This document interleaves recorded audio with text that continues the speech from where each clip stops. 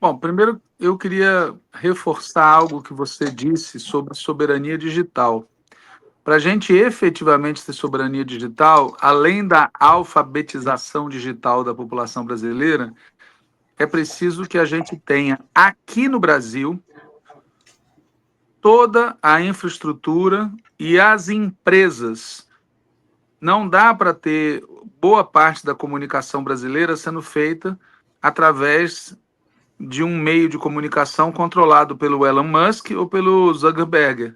É necessário ter aqui no Brasil redes sociais de propriedade pública ou de propriedade nacional, de controle público, para impedir que eles usem esses instrumentos contra nós. Não adianta pedir para eles moderarem do jeito deles. Não, moderem melhor, faz uma batalha judicial. Não adianta, tem que construir meios de comunicação nacionais e públicos aqui no Brasil.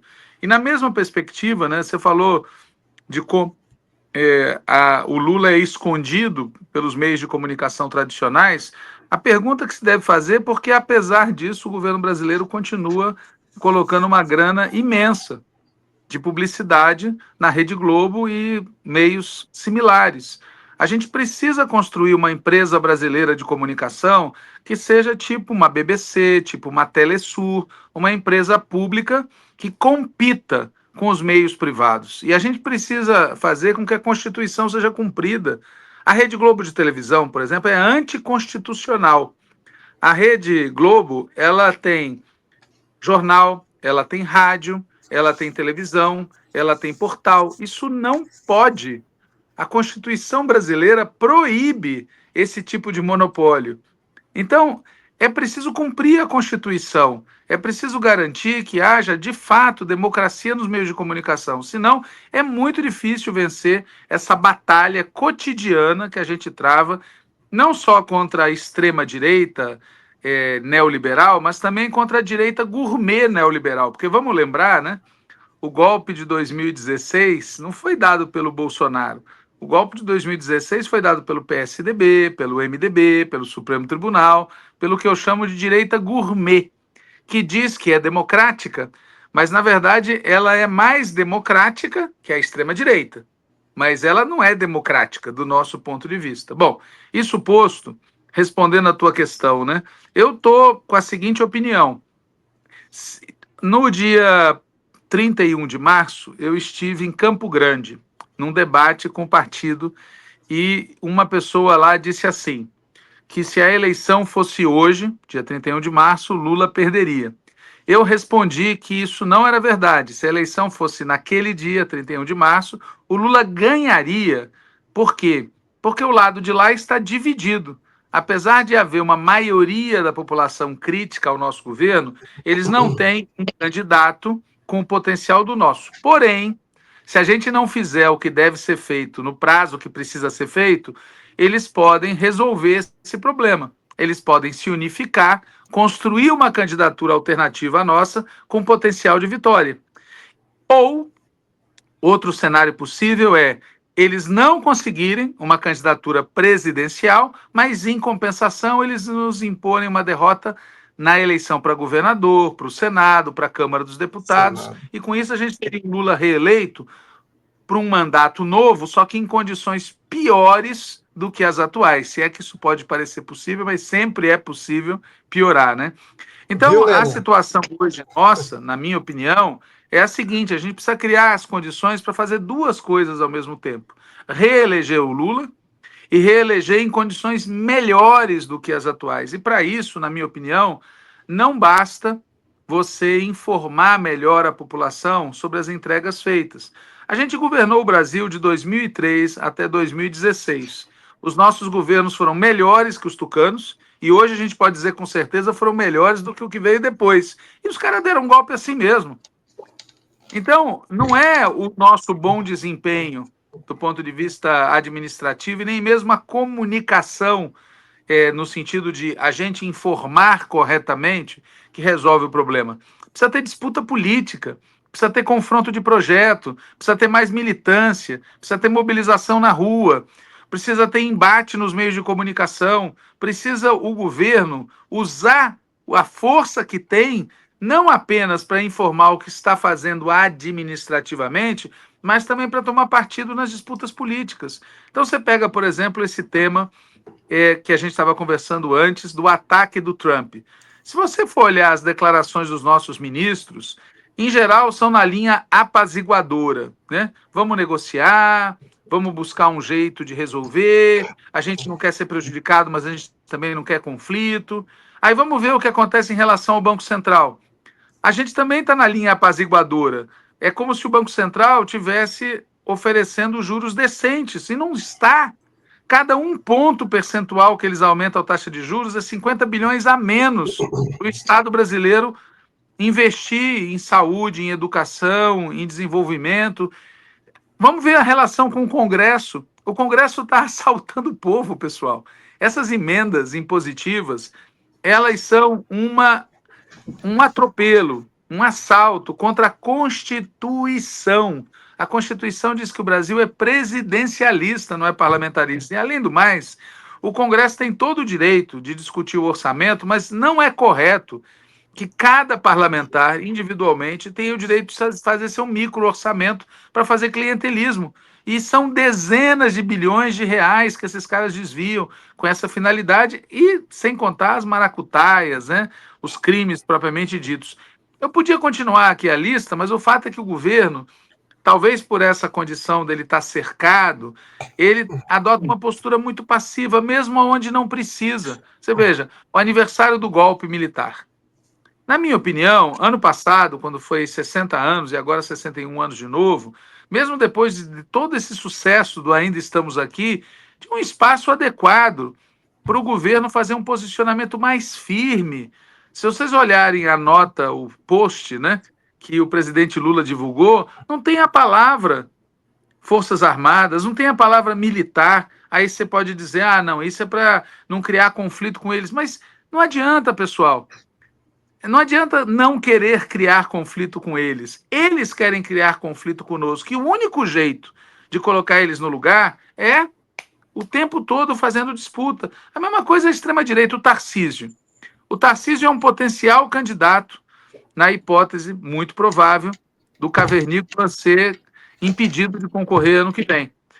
Agora, se ele é isso, a gente não pode passar pano, a gente não pode fingir que são governos amigos. O Lula vem aqui ao estado de São Paulo para inaugurar obras ou para anunciar parcerias e trata o Tarcísio com uma civilidade. A recíproca não é verdadeira. O Tarcísio deu uma declaração recente, 2, 3 dias atrás, criticando a política de reduzir o pagamento de imposto para os mais pobres e cobrar mais os mais ricos.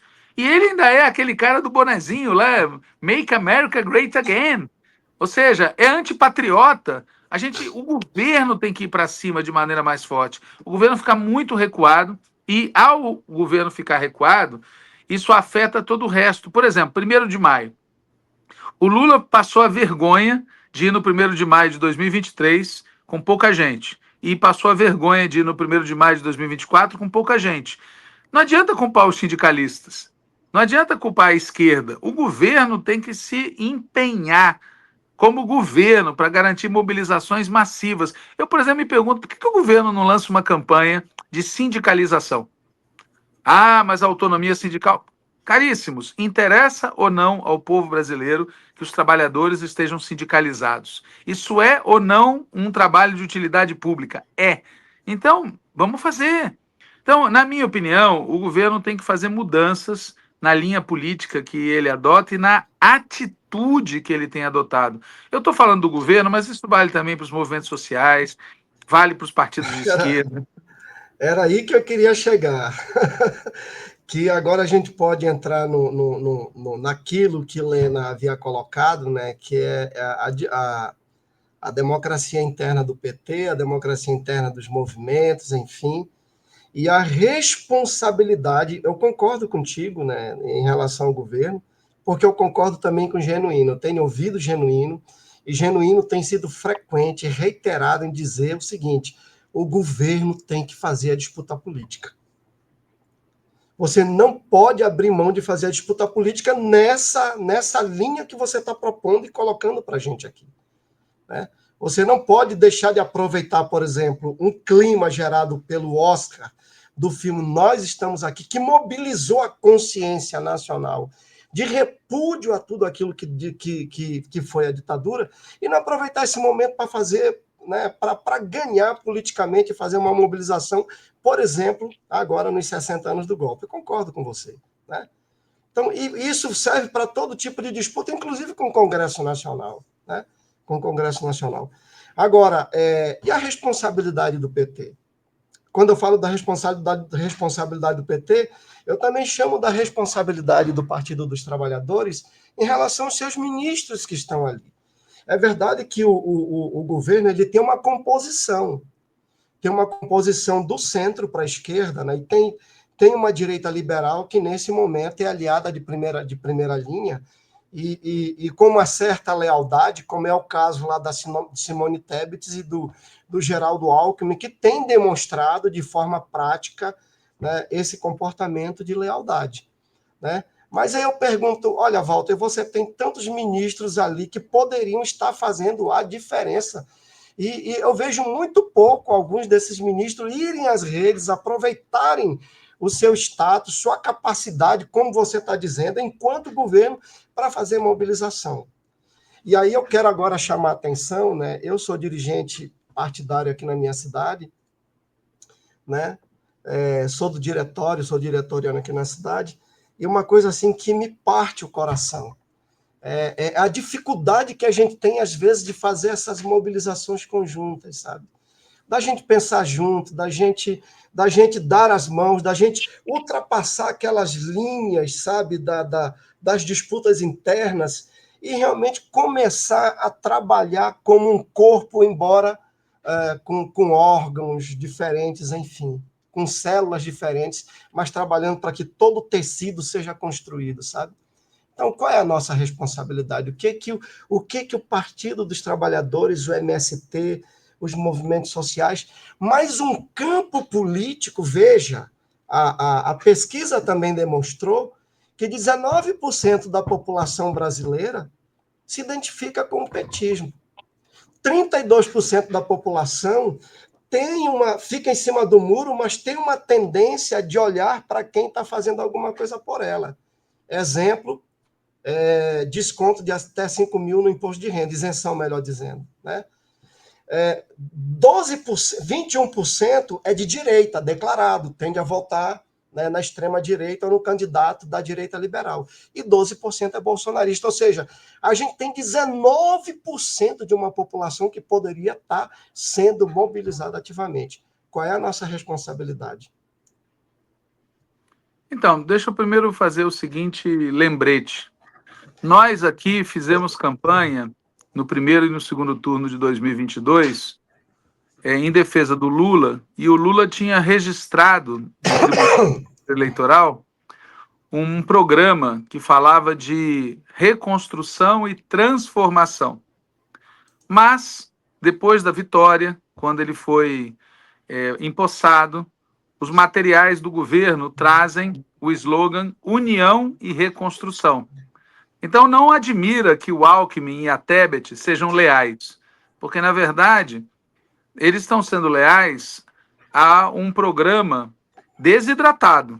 Se a gente tivesse fazendo transformação, eu não sei se eles estariam com essa postura cooperativa que eles estão hoje, né? A Tebet, na minha opinião, do que eu sei dela, não estaria. Bom, mas isso posto, eu concordo contigo que tem um problema, que é o seguinte: o governo tem limites orçamentários, tem limites legais, tem limites de prazo, tem 1.001 limites. E por isso, se não tiver pressão de baixo para cima e de fora para dentro, as coisas vão ficar dominadas por quem domina as instituições. E quem domina o Congresso Nacional e boa parte das instituições brasileiras é a direita. Então é essencial ter pressão de fora para dentro e de baixo para cima. E quem capitaneia ou deveria capitanear essa pressão são os militantes das organizações populares. A maior organização popular que tem no Brasil chama-se Partido dos Trabalhadores.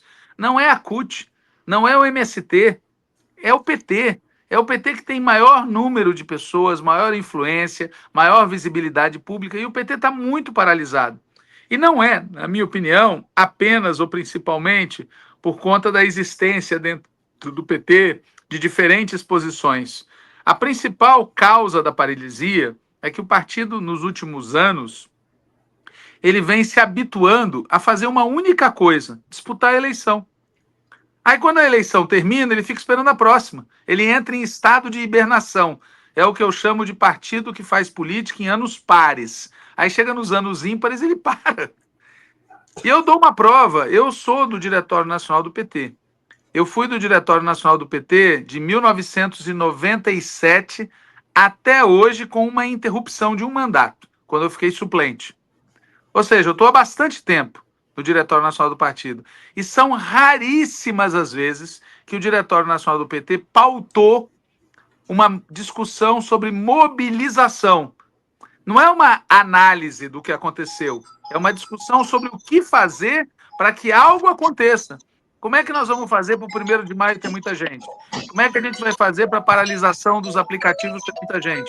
Como é que a gente vai fazer para a greve dos trabalhadores nas universidades públicas ser exitosa? É raríssimo que o Diretório Nacional do Partido debata essas questões. E mais raro ainda é nos estados e municípios o partido planejar a sua ação organizada na luta social.